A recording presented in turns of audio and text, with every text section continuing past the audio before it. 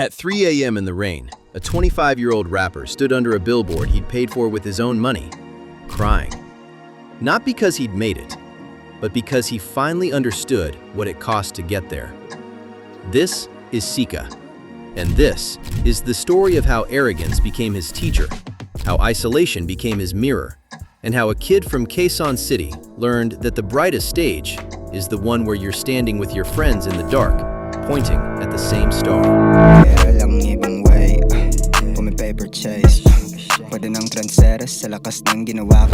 Before Sika was a rapper, he was a metalhead. Pantera, Slipknot, the kind of music that makes you want to break something or become something. In high school, he formed a band called Atomic Joe, named after a teacher they loved to tease. It was performative rebellion, the kind that gets you disqualified from Battle of the Bands. Una trip lang yun eh, parang ano pa nga yun yung pangalan ng banda namin, Atomic Joe. Kasi yung Joe, namin yun, parang teacher namin yun. Which is exactly what happened when Sika took his shirt off mid-performance, lost in the moment, completely in the zone. Sali kami banda, tas na-disqualified nga kami nun eh. Kasi naghubad ako eh. Hubad ako ng damit eh, indaso. But that disqualification didn't break him. It woke him up. He realized something that day. Performing wasn't just a hobby, it was oxygen. Still, he wasn't focused.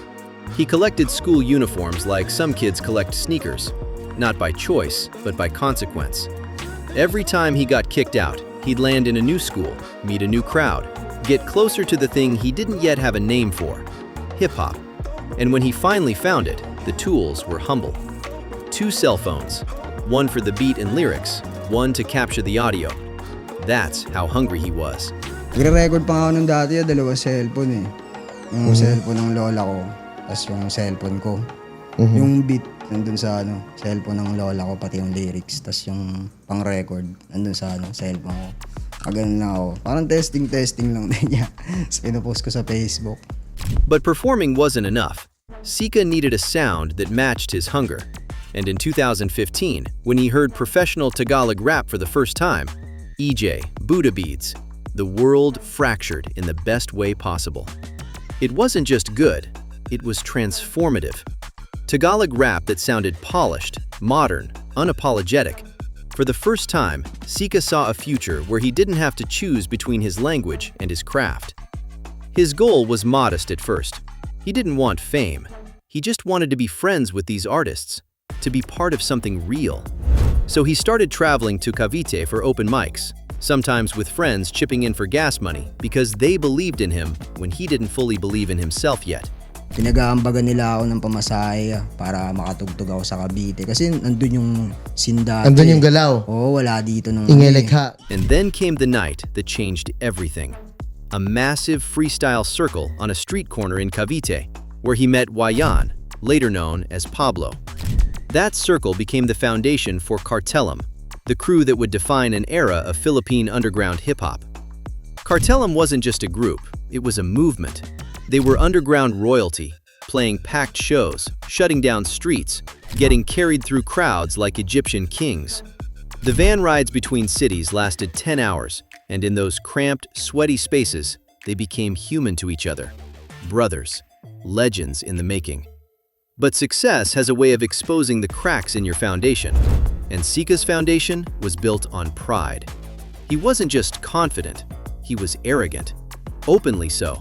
The kind of arrogance that gets you respect in the beginning and isolation at the end.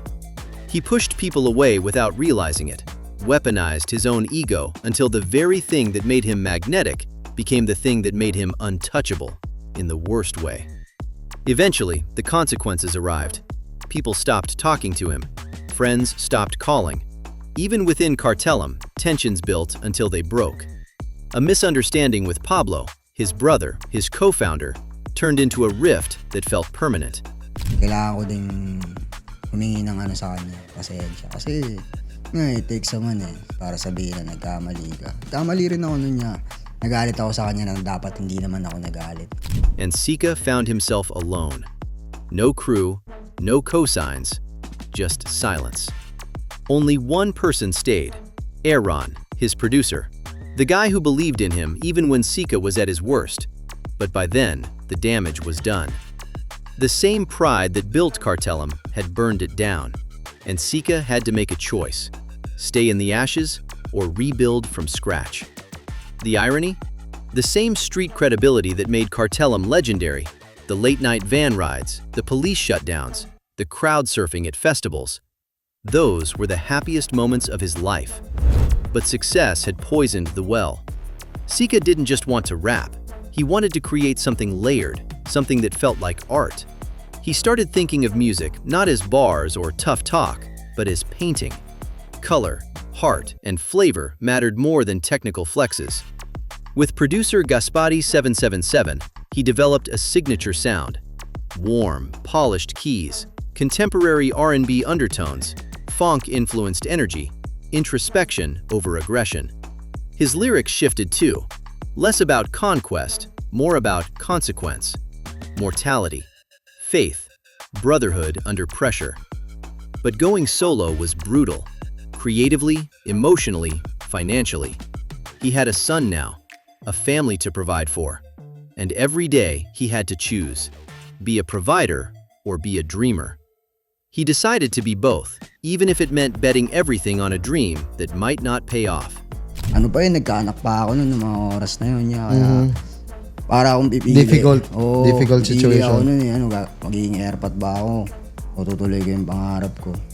So he did something extreme. He independently funded a billboard for his album launch, a massive financial risk, a public vow to himself that he wasn't giving up. And when that billboard went up at 3 a.m. in the pouring rain, Sika stood there and cried. Not from failure, but from the weight of finally believing in himself again. The songs on Go See God aren't confessions, they're conversations. Sika talks to his younger self, to God, to the people who believed in him when he didn't believe in himself. And every verse is a layer of paint on a canvas he's been stretching his whole life.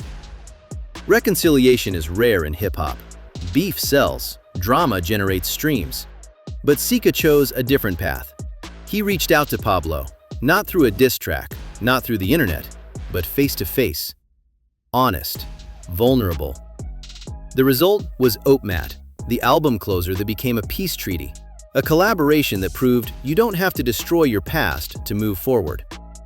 Sika realized something profound during that process.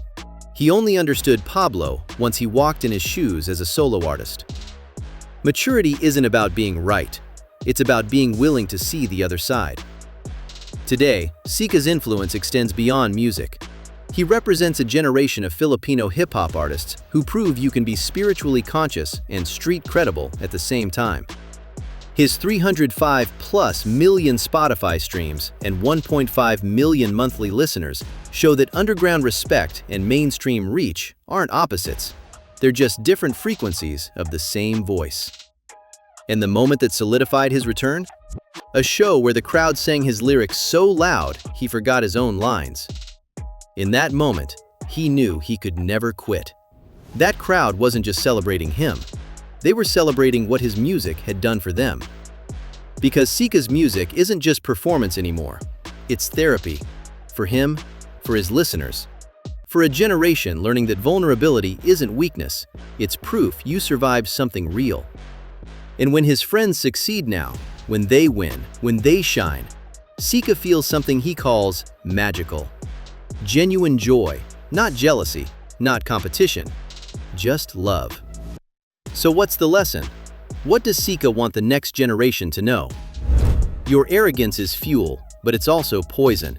Use it to get on stage, then learn to use your voice to lift others. Write when you're desperate, not when you're comfortable. The best songs come from places you haven't yet healed. And remember, the scene only works if everyone wins.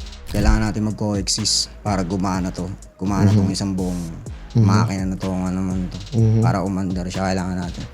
Sika learned how to apologize, how to be patient, how to see himself not as a rapper first, but as a human first.